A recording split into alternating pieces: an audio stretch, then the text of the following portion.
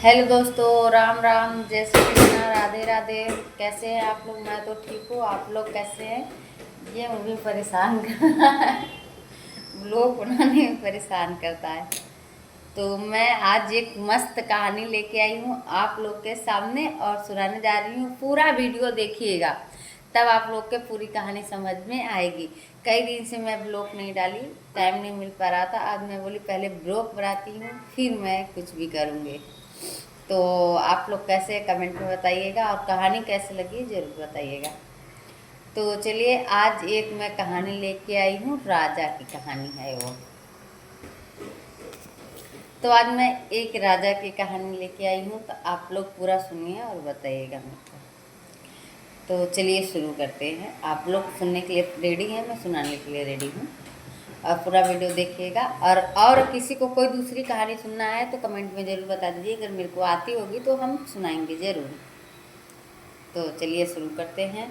तो किसी नगर में एक राजा रहते थे। तो राजा क्या है, बहुत दानी थे। तो वो दान पुण्य करते थे हमेशा, ब्राह्मणों को भोजन कराना और अन्य दान करना हमेशा करते रहते थे वो राजा।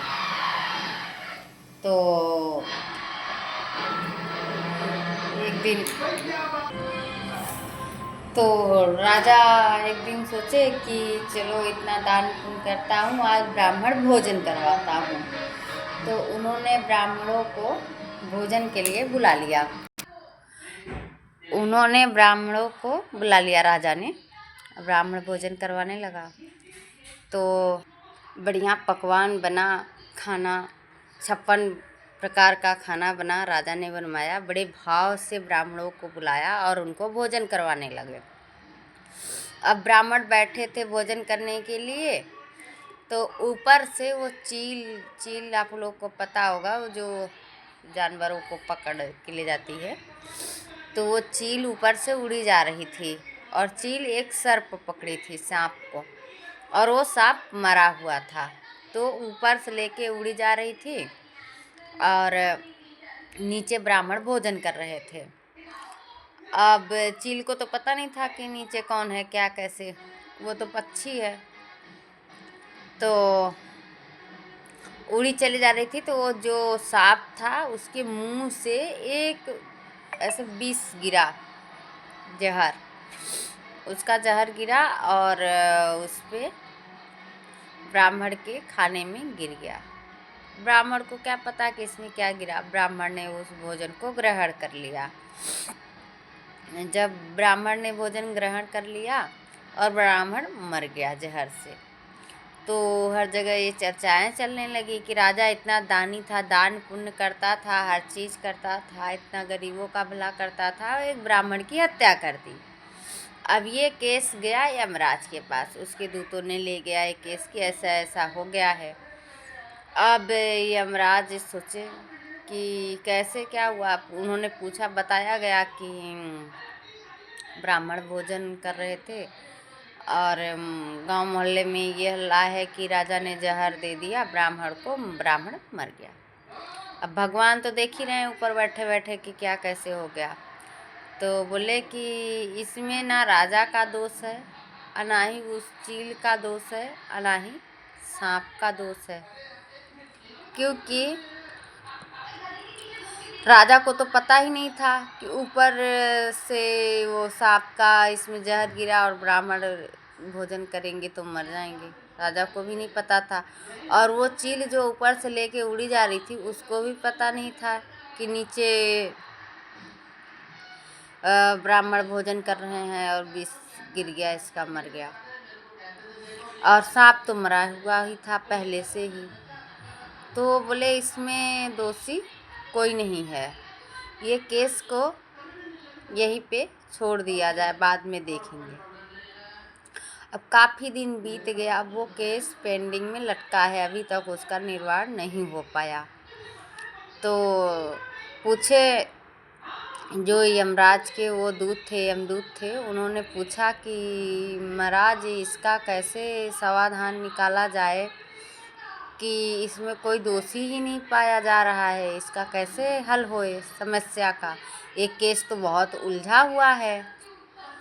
तो यमराज ने बोला कि ये केस यहीं पेंडिंग में रखो, इसका समाधान बाद में निकालेंगे हम। ये केस बहुत उलझा हुआ है क्योंकि इसमें कोई दोषी नहीं पाया जा रहा है। किसको दोषी ठहराया जाए, किसे सज़ा दी जाए, इसका कारण तो कोई नहीं है क्योंकि सब अनजान हैं इस चीज़ से, क्योंकि किसी को कुछ पता ही नहीं है। अगर किसी को पता होता तो ऐसा क्यों होता।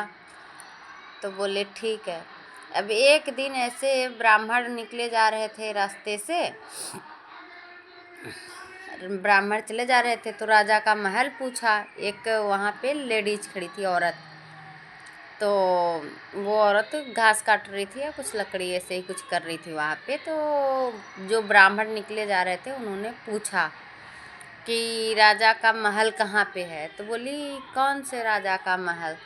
तो बोले यहाँ पे तो एक ही राजा है। तो बोली हाँ हाँ, वही राजा जिसने ब्राह्मण को जहर दे के मार दिया, आप उसी के घर जाना चाहते हैं।